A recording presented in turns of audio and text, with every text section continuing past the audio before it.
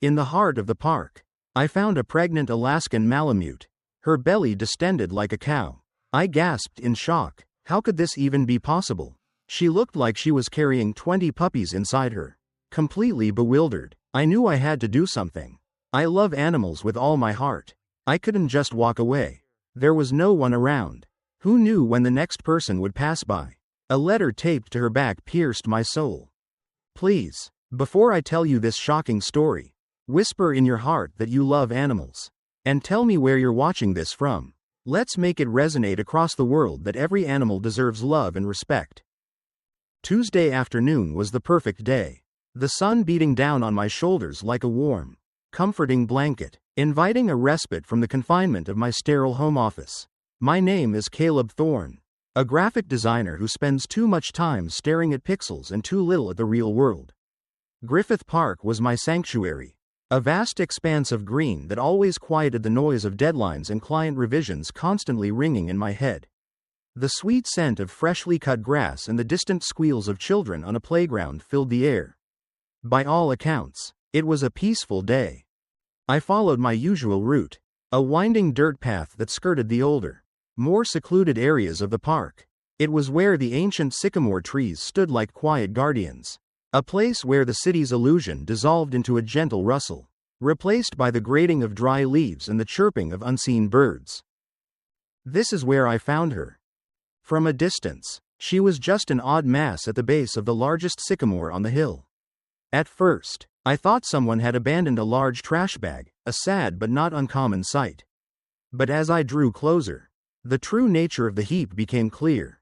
It wasn't a bag, it was a dog, an Alaskan Malamute, and she was enormous. My steps slowed. Something was fundamentally wrong. Her posture was unnatural, curled up in a position of weary defeat. Her magnificent coat, a deep copper and creamy white, was matted and lacked luster.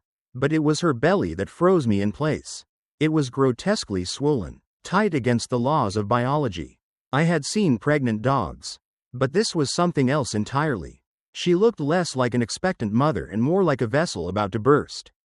The chilling thought, swollen like a cow, was accurate and flashed through my mind. A cold knot of fear solidified in my stomach. I approached cautiously, making soft, soothing sounds. Here, good girl. It's okay. She didn't move. She didn't lift her bear-like head or even twitch her triangular ears. Her breathing was shallow and ragged, each inhale seeming to require an immense effort. When I was 6 feet away, the full horror of the sight assaulted me. Thick, gray duct tape was crudely wrapped around her muzzle, holding her mouth shut tight. More tape bound her front paws together, the silver band stark against her honey-colored fur. A thick, frayed rope was fastened around her neck, looped multiple times around the trunk of the giant sycamore, chaining her to the spot. She was a prisoner. And then, I saw the note. It was standard white copy paper, taped mercilessly to her back, scrawled in thick, angry black marker. The words were sharp, jagged. So you wanted to get pregnant. The air left my lungs in a single, painful whoosh. This wasn't just abandonment. This was an act of cruel, spiteful malice directed at a helpless creature for the most natural of reasons, a punishment. The person who did this hadn't just wanted to discard her, they wanted her to suffer. They wanted to ensure she endured this slow, agonizing fate. My blood ran cold, and the next moment, hot with pure, unadulterated rage. Who could do this? What kind of monster would bind a pregnant animal, tape its mouth shut, slap a mark of guilt on its back, and leave it to die? I crouched down. My own breath trembled as much as hers. Oh, my God, I whispered, my voice cracking with emotion. You poor thing. Her eyes, the only part of her face not covered by the tape, were open but dull with exhaustion and despair.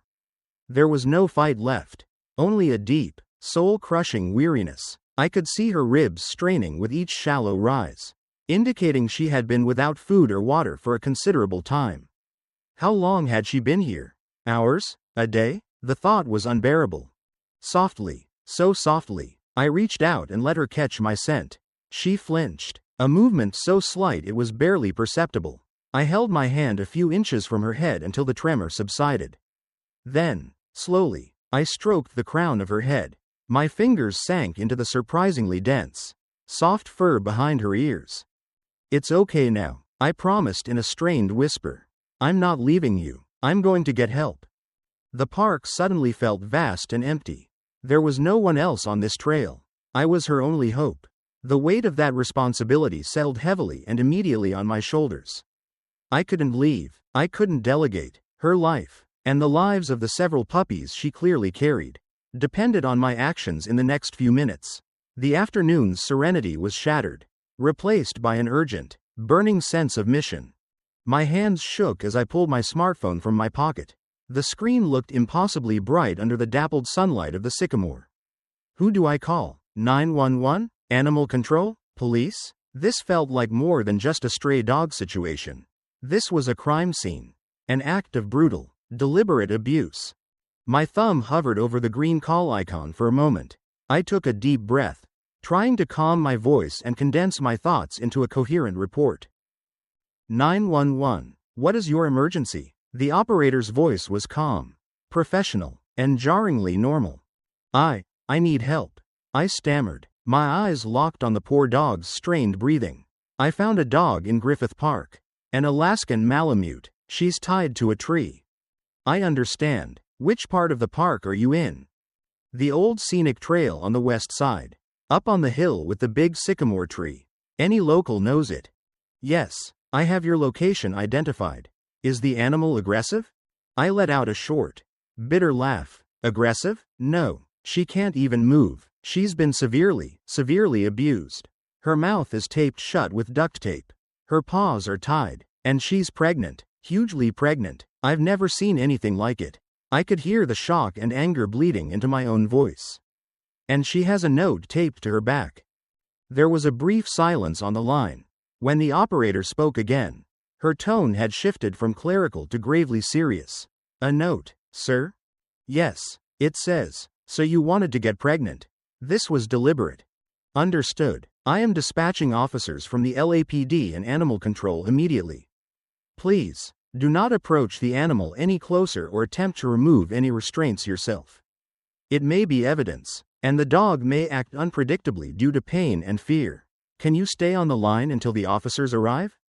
Yes, of course, I said, my gaze never left the dog. I'm not going anywhere. The waiting time was excruciatingly long. Each minute felt like an eternity. I continued to squat near her, murmuring to myself in a low, soothing voice. I talked about my day, about the boring design project I was currently tackling, about my goofy golden retriever named Buster. Buster would be terrified of this sight. I didn't know if she could understand my words, but I hoped the steady, gentle tone of my voice offered some small comfort in her world of pain. I noticed the rope had chafed her neck raw, cutting into her. I watched her nostrils flare as she desperately tried to pull in air. A wave of helplessness washed over me. I wanted to rip off the tape, cut the rope, and give her water, but the operator was right. I was not a professional.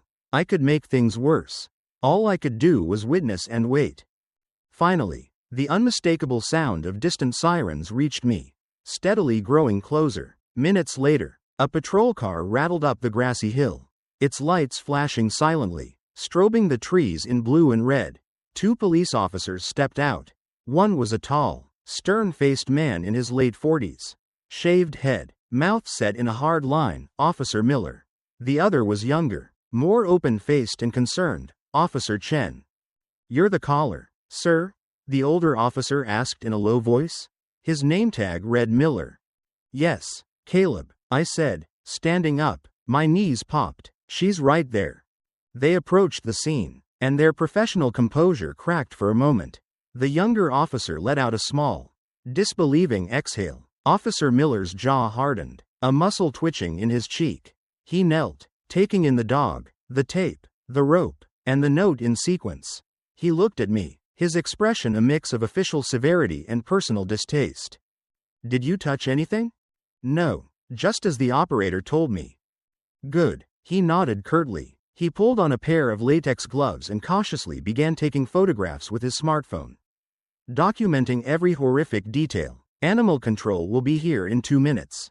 We'll let them handle the restraints.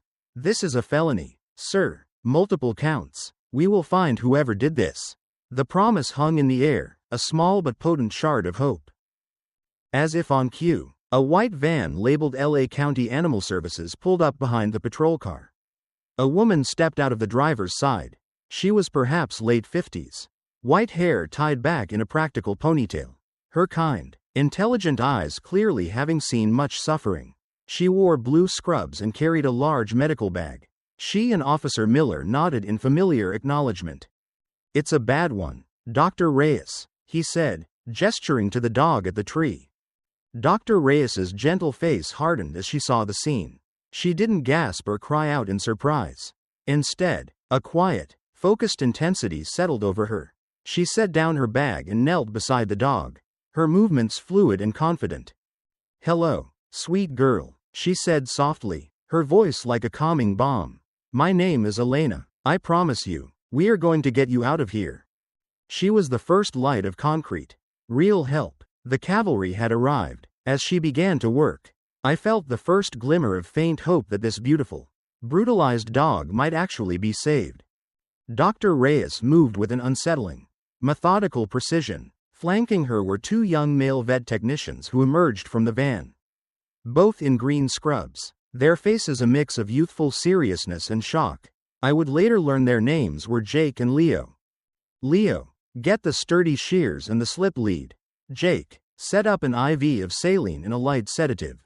"Let's get her vitals first," she ordered, her voice never losing its firm, reassuring tone.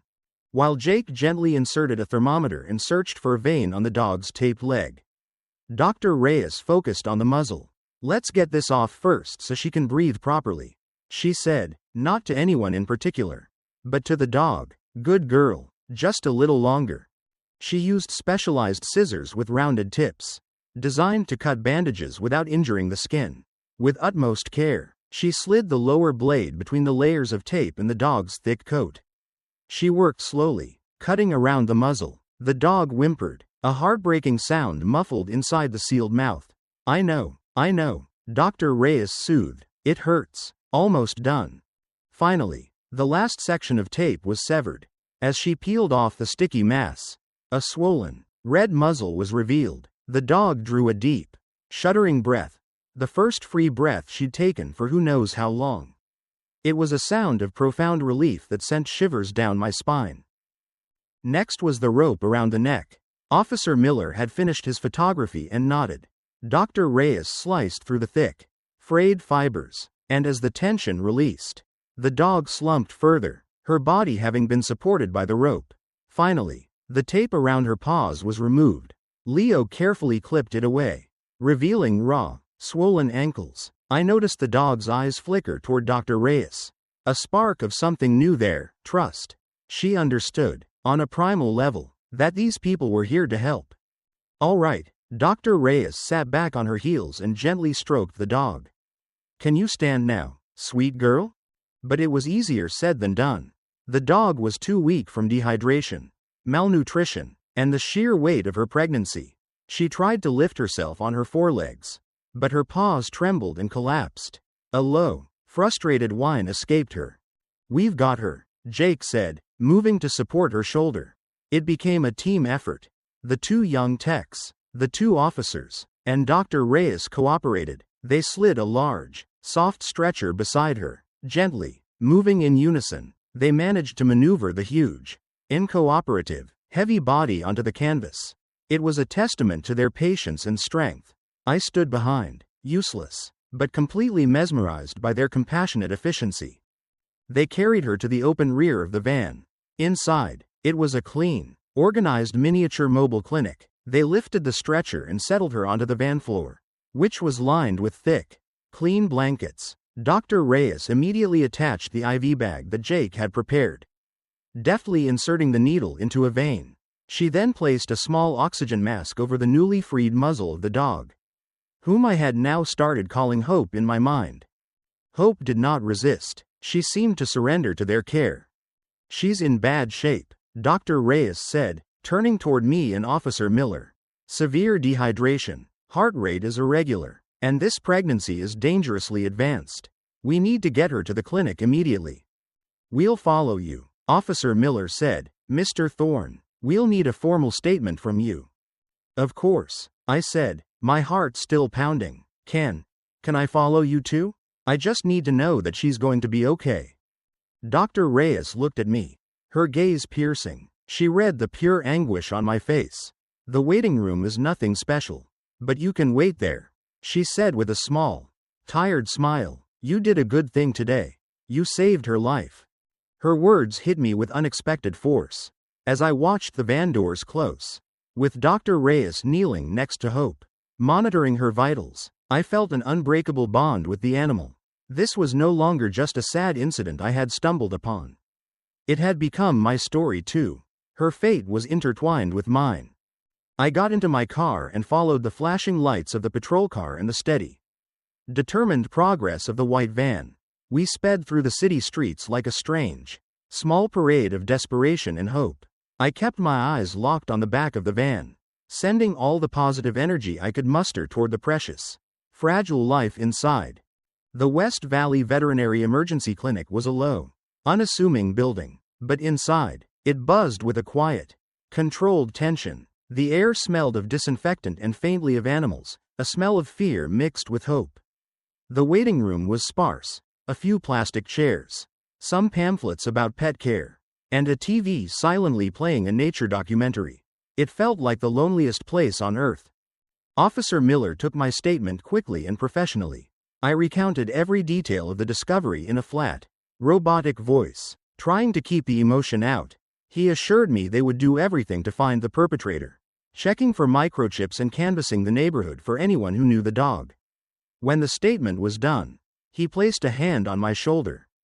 "Good work, Mr. Thorne. Call us if you remember anything." And with that, he and his partner left, leaving me alone with my thoughts and the rhythmic tick-tock of the wall clock. Time crawled. The pendulum seemed to swing against the frantic activity that must be happening behind the closed double doors. I paced the small room, my mind filled with worst-case scenarios. What if she was too weak? What if the puppies didn't make it? What if the cruelty she endured was too much for her body to bear? After what felt like an eternity, but was probably only an hour, Dr. Reyes pushed through the doors. Her face was etched with fatigue and grave concern. She pulled off her surgical mask and let it hang around her neck. "Mr. Thorne," she began in a low voice. "Thank you for waiting. I wanted to update you." I held my breath. "How is she?" "She's stabilized," Dr. Reyes said, a small note of color in her tone. "Hydrated and stable. Heart rate is a little more regular. We ran an ultrasound." She paused, choosing her words carefully. "Mr. Thorne, she's not just pregnant, she's in labor. Or at least, it's beginning. The problem is, she's stalled. She's too exhausted and malnourished to generate the contractions needed to deliver. And the number of puppies is immense. We counted at least 10 on the initial scan." My stomach dropped. "So, what does that mean?" "It means without intervention, she and the puppies won't make it. Her body is shutting down. She needs an emergency cesarean section. It's high risk, especially in her weakened state. It's a tremendous strain on her heart, but it's her only chance." "Do it," I said without hesitation. "Whatever you need. Please, save her." Dr. Reyes nodded grimly. "That was the plan. I just needed you to know the risks." She turned to go back through the doors. "We're taking her into surgery now." The doors closed, and I was left again in the suffocating silence. The next hour of waiting was the most intense of my life. I paced. I read the same pet food pamphlet 3 times, without registering a single word. I watched a documentary about sea turtles. Their slow, ancient struggle for survival felt horribly relevant to the present moment. Suddenly, a commotion erupted behind the doors. Loud voices, the whir of machinery, urgent beeping, the clatter of instruments. My heart leapt into my throat. I stood up, moved toward the doors, and reached for the handle, but stopped myself. I couldn't go in. I would only be in the way. Through the small window in the door, I caught glimpses of the operating theater. Green and blue scrubs moved frantically. I saw Leo performing chest compressions on Hope's still body. I saw Jake rushing forward with a syringe. I saw Dr. Reyes's face, a mask of fierce concentration as she shouted instructions. And then, I heard 3 words, distant yet crystal clear. That stopped my world. It was one of the young tech's voices. Tight with panic. We're losing her. A wave of darkness crashed over me. I gasped and collapsed into a chair, burying my head in my hands. No, it couldn't be. After enduring so much, the cruelty was too great. To survive the taping, the binding, the starvation, only to die on a surgery table, surrounded by people trying to help. It was a cosmic injustice. Hot, bitter tears streamed down my cheeks. I named her Hope, and now all hope was lost. The frantic beeping from the room next door stopped. It was replaced by an even more terrifying silence, a deep, complete stillness that felt like death. It's over, I thought. We failed. I sat frozen in my grief for a minute that felt like a year. Then, out of the silence, a new sound began, faint at first, then growing stronger. A regular, rhythmic beep, beep, beep, beep, slower than before, but present. It was the sound of a heartbeat. It was the sound of life. Seconds later, another sound, a shout of triumph from the operating room, followed by Dr. Reyes's voice. Loud, clear, and ringing with victorious relief. She's back. We have a pulse. Now, everyone, move. We're bringing the puppies out. A rush of pure, unadulterated relief escaped me. I covered my face with my hands and cried, not from sadness, but from a joy so overwhelming it was physically painful. She was a fighter. My God, she truly was a fighter. The next hour passed in a daze of anxious anticipation. The crisis was over, but the danger was not. I remained glued to the waiting room chair, straining my ears for any news. The steady beep beep beep of the heart monitor coming from the operating suite was my lifeline. A constant, reassuring reminder that hope was still with us. Finally, the double doors swung open again. This time, Jake emerged. He had his surgical mask pulled down.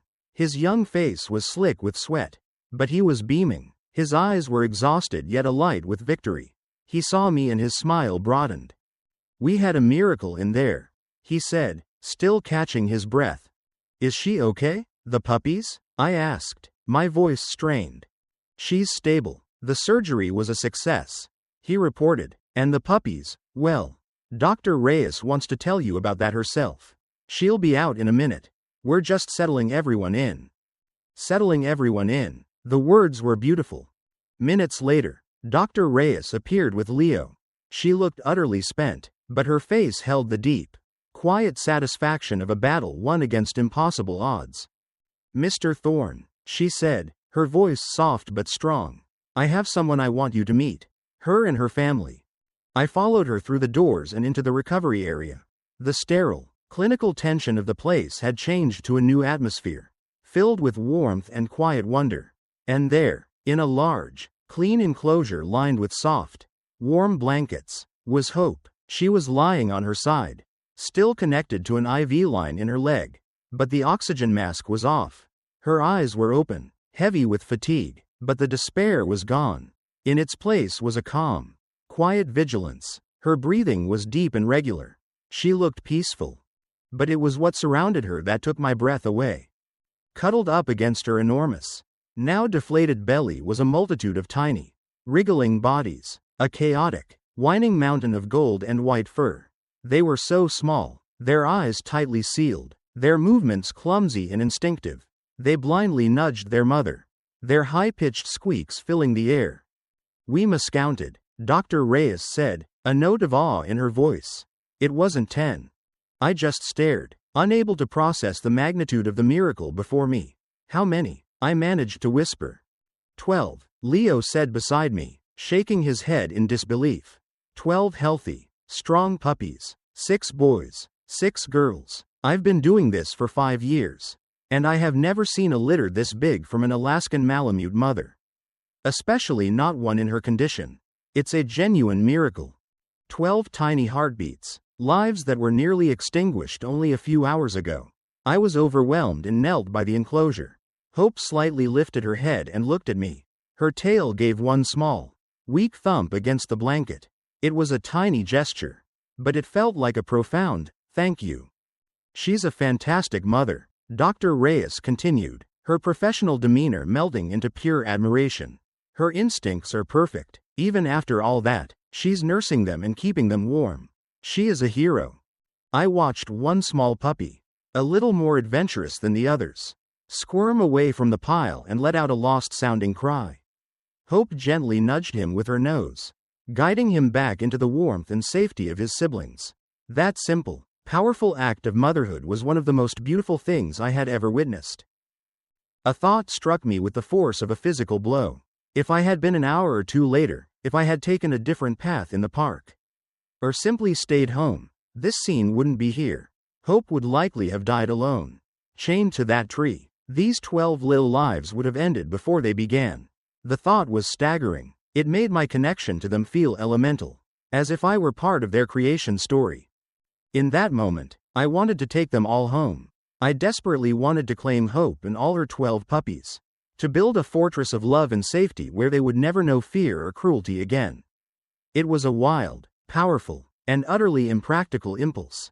What happens to them now? I asked, my voice thick with emotion. They'll be here for a while, under close observation. Hope needs to recover from major surgery, and the puppies need 24/7 care for the first few weeks. Once they're old enough and weaned, our shelter will take over. We will find them all the best, most loving homes. They deserve it. I want to help, I said immediately. I can't take them all.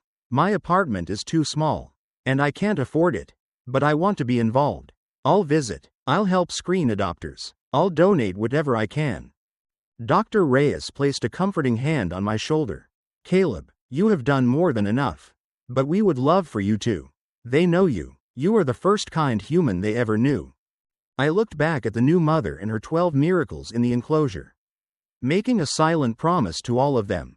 I might not be their owner, but I would be their guardian angel. I would watch over them until the very last one was safe.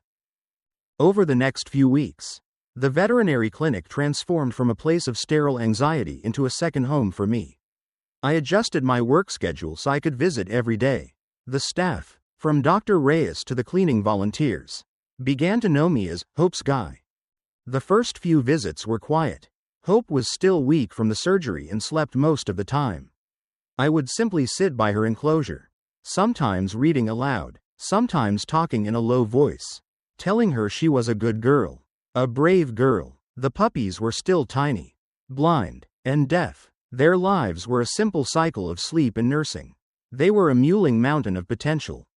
But with each day came progress. Hope's incision began to heal. She started eating with a healthy appetite, and the light returned to her beautiful, intelligent eyes. When I arrived, she would greet me with a low thump thump thump of her tail against the bedding. She would lick my hand through the enclosure mesh, her trust in me absolute and humbling. She shed the trauma of the past like a snake sheds its skin and began to blossom. And the puppies, it was like watching a time-lapse video of life itself. One day, their eyes opened, revealing 12 sets of curious, cloudy blue eyes. Then their ears opened, and though still droopy like a Malamute pup's, they started reacting to sound. They took their first clumsy, wobbly steps, tumbling over each other and their patient mother. Their personalities began to emerge. The bold one who was always the first to try and climb out of the box. The quiet one who liked to burrow next to mom. The sassy one who always yipped and yapped at everything. I documented it all on my smartphone, building a massive album of photos and videos. When the puppies started to wean, I helped the staff with feeding time. It was incredibly messy but joyful work.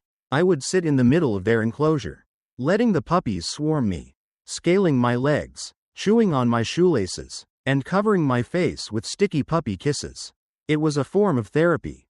They were the physical, tangible symbols of the victory over cruelty. One afternoon, about a month after the rescue, an unknown number called my phone. Mr. Thorne, this is Officer Miller. Officer, I said, my heart rate spiked. Any progress? Did you catch him? We got him, Officer Miller said, satisfaction in his voice. We found the owner. How? I gasped. Dr. Reyes found a microchip deep in her shoulder blade. An old model, not registered to the current address. But it gave us a name, Marcus Dean. From there, it was solid police work. We tracked him to a rental property on the other side of the county. Neighbors confirmed he owned a large Alaskan Malamute that suddenly vanished about a month ago. Right after she got pregnant. He didn't even fight it. He confessed to everything. A wave of cold rage washed over me, followed by immeasurable relief. Why, Officer Miller? Why did he do it? Officer Miller let out a weary sigh of distaste. The usual pathetic excuse. He bred her to sell the puppies and make a quick buck. Malamute puppies go for a high price. But then he lost his job. Decided he couldn't afford a pregnant dog, let alone a litter. He said he panicked, taping her mouth and chaining her to the tree. That was his solution. He paused. Some people are just broken, Mr. Thorne. There is a deep-seated cruelty in them. What happens to him? Oh, he's going to face a lot, Officer Miller said grimly. We're not just charging him with one count of animal cruelty. The DA agreed with my assessment. By abandoning her in a way designed to ensure her death, he actively tried to kill her and all her unborn puppies. We charged him with 13 counts of aggravated animal cruelty, 1 for Hope, and 1 for each of the 12 puppies whose lives he tried to take. 13 counts. The number was beautiful in its justice. Will he go to jail? Yes, if I have any say. He will be gone for a long time. People who do this to animals don't stop with animals. He is a danger to the community. Your testimony. Dr. Reyes's report. The photos. The case is ironclad. Justice will be served, Mr. Thorne. I promise you. When I hung up, I felt closure. The villain of our story would face the consequences. It wouldn't erase the scars on Hope's body or the trauma in her memory. But it was something. It was an affirmation that society would not tolerate such acts. 2 months after I found her, Hope was a different dog entirely. Her coat was thick, glossy gold, her body strong and healthy. The fear in her eyes was replaced by a bright, keen intelligence. She was a happy, loving, and incredibly gentle dog. Her puppies were now rambunctious 8-week-old bundles of energy. Small, fluffy bears. The clinic had set up a larger playpen for them, and my daily visits were a chaotic joy. As soon as I entered the room, they would swarm me, climbing my legs, tugging on my shoelaces, and covering my face with gooey puppy kisses. The time had come to find them their forever homes. Dr. Reyes and the shelter staff included me in the process. As promised, we were flooded with applications after a small article about their miraculous rescue ran in the local news. We spent hours vetting them, looking not just for people with big yards, but for people with big hearts. I met every adoptive family. I watched them interact with the puppies. I asked them questions about their lives, their commitment, and their understanding of what it means to love a dog. Saying goodbye to each puppy was an emotional process. I handed over the bold little explorer to a family with 2 active boys who promised to take him hiking. The quiet cuddler went to a sweet older woman who needed a companion. Each handover was a mix of the pain of parting and a wave of pure joy. Finally, only 2 remained. Hope, and the smallest female puppy in the litter. The one with 1 floppy ear and 1 perfectly erect. I had nicknamed her Echo. Late one night, long after the clinic had closed, Dr. Reyes found me sitting with them. Hope had her head on my lap, and Echo was curled up in a warm, snoring ball by my feet. Caleb, she said, leaning against the doorframe, Echo has a wonderful application. The Johnsons, perfect family for her. I nodded, my throat tight. That's good. She deserves a perfect home. And we have over a dozen applications for Hope, too, she added gently. Everyone loves a survivor story. I stroked Hope's head, her golden fur soft beneath my fingers. I thought about my small apartment. I thought about my finances. I thought about all the practical, logical reasons why I couldn't do it. Then, I looked into Hope's trusting brown eyes. All the reasons evaporated. I had been her rescuer, her advocate, her friend, but somewhere along the line, she had become my anchor. Her resilience taught me strength. Her capacity to love after so much hatred taught me forgiveness. She and her puppies had filled a void in my life I didn't even know I had. Actually, I said, my voice surprisingly steady, I think one of those applications for Hope is about to be withdrawn. Dr. Reyes smiled a wide, knowing smile. I was hoping you'd say that. And you know, A small apartment can feel very big with the right kind of love in it. A week later, I signed the adoption papers. I left the clinic with not one, but 2 dogs. Hope walked proudly beside me, her fluffy tail curled high over her back, and I carried Echo in my arms. My life was about to become much more chaotic, much more expensive, and infinitely more joyful.